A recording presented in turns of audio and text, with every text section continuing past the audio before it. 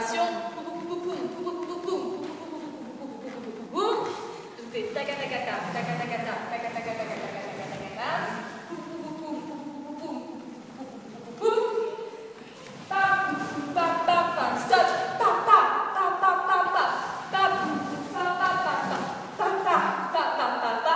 Pour l'instant, là, c'est le moment de pause. Ensuite, on a travaillé quoi? On a travaillé la samba d'une manière contrainte, c'est-à-dire qu'on a les pieds qui sont scotchés au sol, on n'a pas le droit de les bouger, et on va juste se servir de ses genoux pour accélérer. Il faut qu'on soit dans le rythme de la samba, qu'on puisse parler, respirer, penser à sa journée, etc. Vous n'avez pas le droit de parler entre vous, donc n'échangez pas, mais vous imaginez vous parler. Et de plus en plus vite, tout le mouvement de samba. Si on a du mal à pouvoir positionner ses épaules en arrière et en plus de ça, de pouvoir faire bouger les bras, ce n'est pas grave. On bloque derrière, on se tient en fait les mains derrière, plutôt au niveau des poignets, pour sortir les épaules à l'arrière, donc sortir la poitrine à l'avant et avoir une position classique pour avoir un bon port de tête. D'accord? Et là, on fait la même chose. Tout va bien, j'ai passé une super journée, j'ai super bien mangé.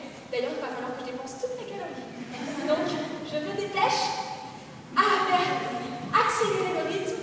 Ok. Une fois qu'on a bien fait travailler ça, on essaye juste de déplacer un tout petit peu ses pieds.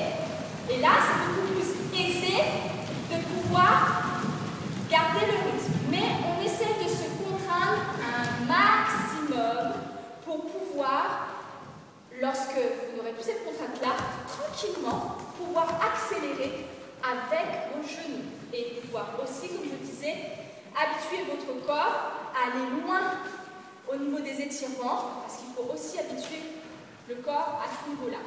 Voilà, donc ça c'est ce qu'on a travaillé. Ensuite, on a travaillé les pas de déplacement. Donc, le carré, croisé, décroisé, ça c'est la base. Je pose le pied droit, je croise avec le pied gauche, je décroise avec le droit, complètement. Poser, croiser, décroiser. Ça, c'est le pas de base du carré. Parce que les pieds, si on observe, ils font les 4 coins. Donc, ça fait un carré. Ensuite, on a fait la version Betty Boop du carré. Donc, quand je croise, je vais sortir mon talon et je fais une pointe. Donc, je pointe. Il faut bien voir que j'ai tout le poids du corps qui est à l'avant. Donc, normalement, ça ne pose aucun problème. Hein. Je ne suis pas déséquilibrée. Je décroise, poser, croiser. Je décroise, poser, croiser. Je décroise, poser, croiser. Je décroise. Je pose délicatement ma main de star pour faire Betty Boop. J'essaie de faire sortir mes fesses de manière à ce qu'on les voit au niveau du miroir. D'accord? Pas autant sortir. Mais pratiquement de 3/4, on est. D'accord?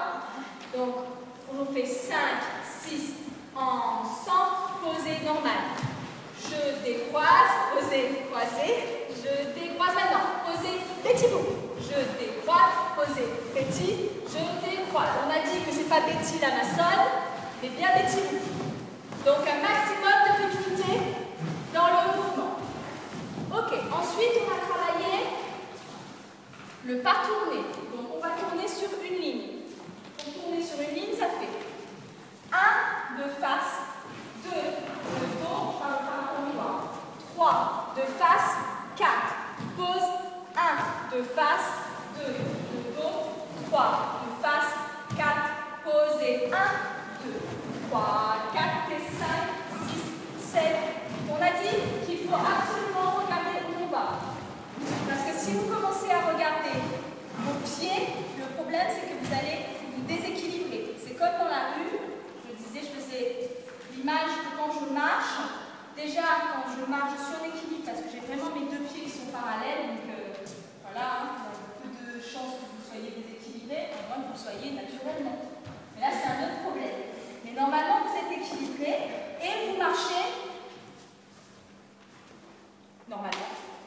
Simplement, si vous marchez tout le temps en mettant votre tête qui regarde vos pieds, vous allez vous déséquilibrer vers l'avant. Donc, en marchant, ça peut, et en plus, vous ne voyez pas où vous allez, donc vous pouvez rentrer dans quelqu'un. Maintenant, on fait la La base, c'est que déjà, vous êtes déséquilibré parce que vous tournez. Si en plus, vous regardez par terre et en plus, on rajoute les bras, ça fait vraiment beaucoup. Donc, il faut suivre où on va avec la tête tout le temps. Je regarde où je vais, parce que je ne vais pas n'importe où déjà. Je ne suis pas n'importe qui. Donc, on regarde. Les bras aussi, très important. Dès qu'on va commencer à rajouter les bras, il faut faire attention à ses voisines. Donc, on est obligé de vraiment regarder où on va. Pour les bras, pour les positionner, la seule chose que je vous ai dite, c'est que vous faites comme si vous aviez un bâton. Vous tenez un bâton. Donc, ça veut dire que mes mains doivent toujours être à équidistance.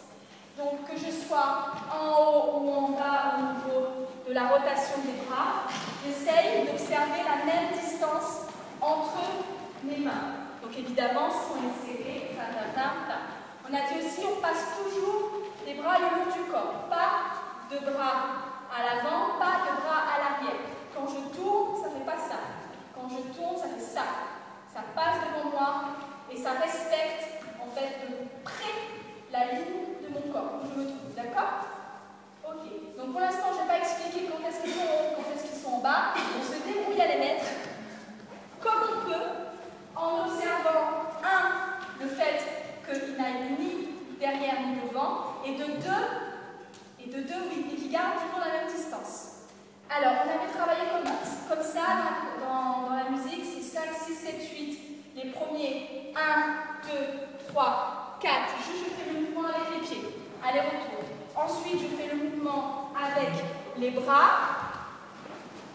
Voilà. Et ensuite, je saute le mouvement parce qu'il faut que je rajoute le vrai mouvement. 1, 2, 3 et 4. Et 1, 2, 3 et 4.